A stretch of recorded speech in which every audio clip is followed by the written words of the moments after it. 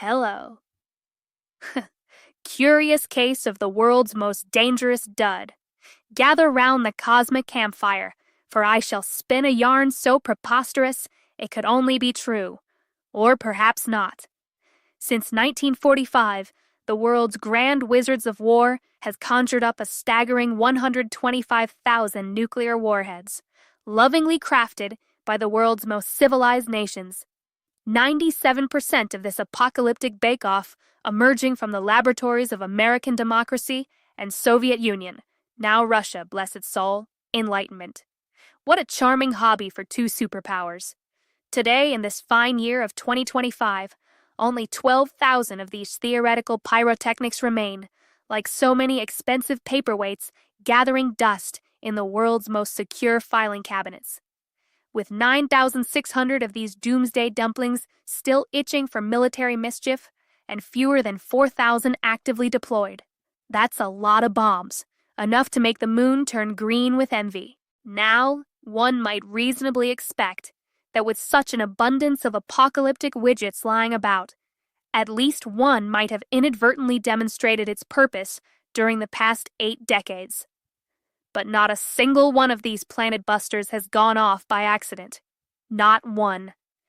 Decades of bumbling, fumbling, and outright tomfoolery, B-52s tumbling from the skies, silos exploding, missiles taking unscheduled joyrides, and yet no mushroom clouds. After all, we're told these devices are so sensitive that the Hiroshima model worked simply by introducing 2 pieces of uranium at a dinner party in midair. Surely, given humanity's remarkable talent for accidentally destroying things, we might have witnessed at least one unscheduled fireworks display. But no, the gods of irony have been uncommonly generous.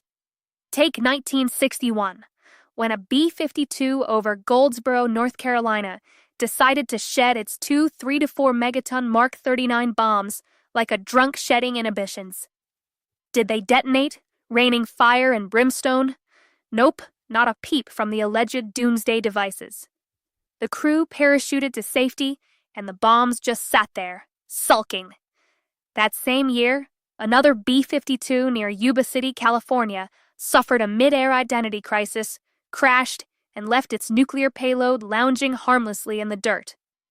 The bombs, apparently, were as cooperative as house cats at bath time. In 1968, a B-52 off Greenland caught fire, plunged into the sea like a careless child dropping marbles, and still no kaboom.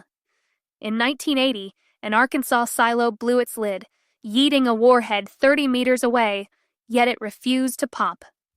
The pattern continues with almost comedic precision, and yet these supposed engines of destruction maintain the stubborn silence of a philosopher asked to explain happiness. Iran recently decorated Israeli nuclear facilities with their finest ballistic missiles, twice. In 2024, Tel Naf Air Base, where their nukes nap, was hit several times, including one strike that caused secondary explosions. Yet not one of Israel's hundreds of atomic ornaments bothered to contribute to the festivities. Not a single nuke stirred. Same story in the 2025 12-day war. Iran hammered Israel's intelligence, scientific, and military installations, and the nukes just yawned. Fortuitous?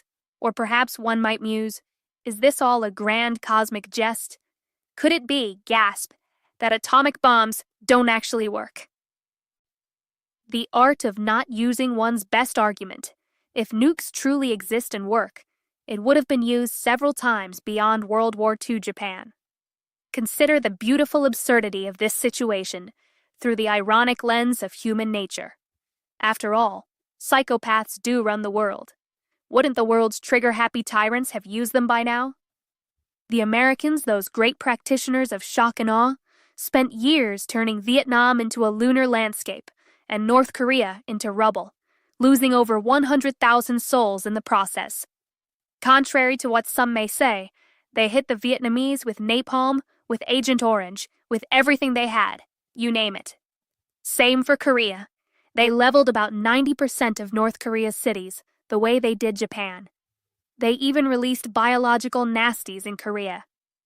They had no qualms about utilizing weapons of mass destruction. The war in Vietnam divided American society, a societal schism, and sank the Bretton Woods system, as exemplified by America's inability to maintain the convertibility of dollar to gold, a financial flop and default. Instead of letting the war drag, why not drop a nuke in some empty jungle? A little how do you do to scare the enemy straight? Perhaps we might discuss terms now? No soldiers lost, no civilians harmed, just a quick flex and a negotiation table tilted in their favor. If the Americans, bless their star-spangled hearts, truly believe their cause to be righteous and for the general good, then using a nuclear device in order to deter conflict is not only imperative, but a moral obligation. It eliminates casualties, untold suffering, and delivers a quick resolution. I'm sure they didn't use nukes due to any moral restraint or a sense of fairness. Surely the folks behind My Lai and the Phoenix program weren't shy about playing dirty. So why the restraint? Kindness? Israel's no different. The Israelis present an even more delicious paradox. The Gaza war's a mess.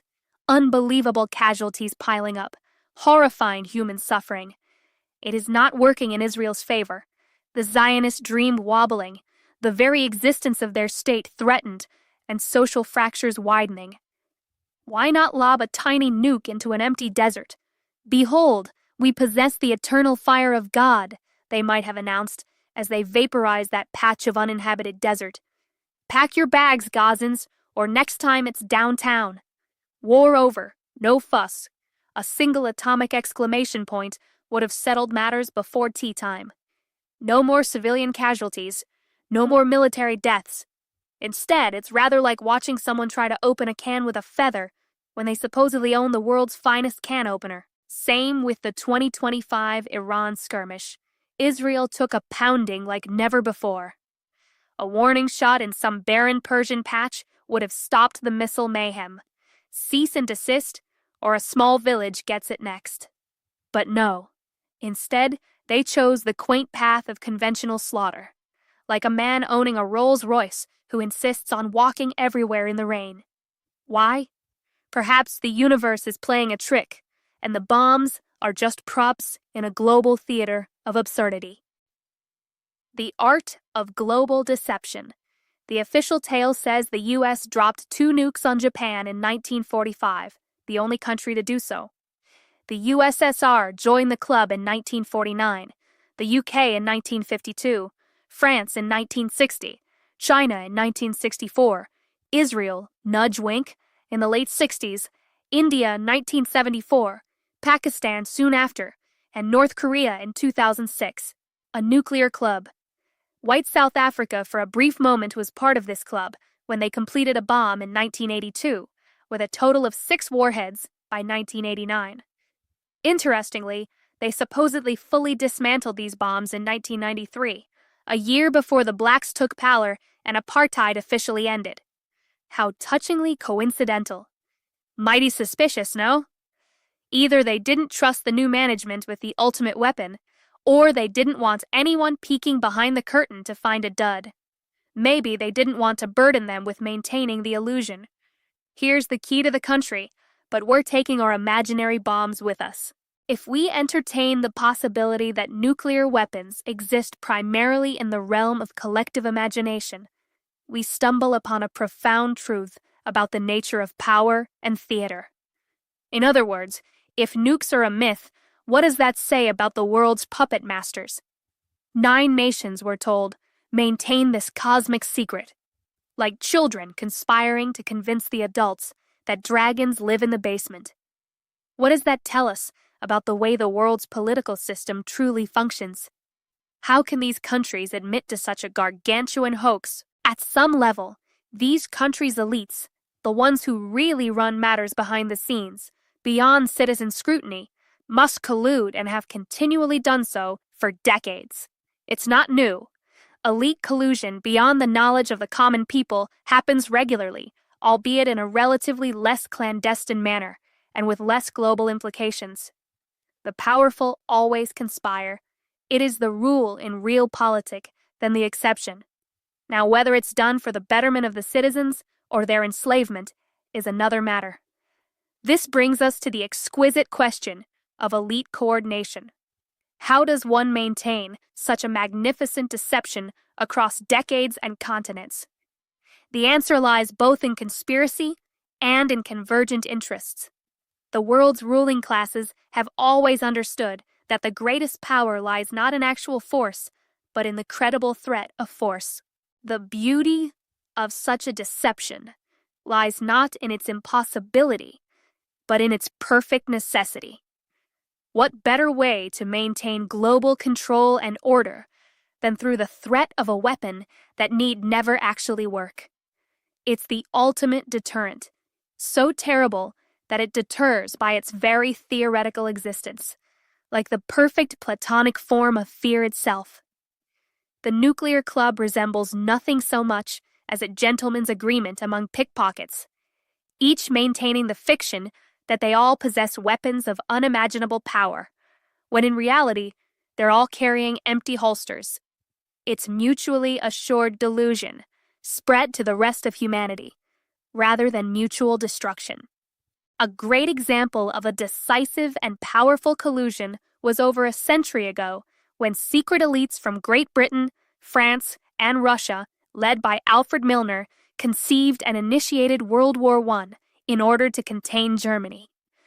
Jerry Doherty and Jim McGregor professionally illustrate this event in their book Hidden History: The Secret Origins of the First World War. Utilizing numerous, some recently released, historical archives, memoirs, and private letters of the conspirators themselves, they form a convincing picture of what truly led to that global conflict. Just as Milner's team of secret elites choreographed World War I, so too might the modern nuclear powers maintain their atomic charade to preserve the existing order. Today's globalist galas, Bilderbergers, the World Economic Forum, the Bank for International Settlements. These gatherings aren't just about control or setting global policies, but also about consensus, the gentle art of agreeing on which lies to maintain and which to tell next. There's something beautifully zen about a weapon that works best by never working at all. Like a koan that enlightens through paradox, the nuclear bomb achieves perfect effectiveness through perfect inaction. It's the sound of one hand clapping on Hiroshima, the eternal what if that shapes the present precisely because it remains theoretical and imaginary. This is just the universe dancing, a grand illusion where we're all players, believing in bombs that are less than fancy firecrackers. The symmetry is sublime. Yes, we are suckers in a cosmic con, but it's a hell of a show. So we find ourselves living in the shadow of atomic mushroom clouds that exist only in our collective nightmares, which is, perhaps, exactly where it belongs. The game continues, the bluff holds, and somewhere in the halls of power, they're having a very good laugh indeed.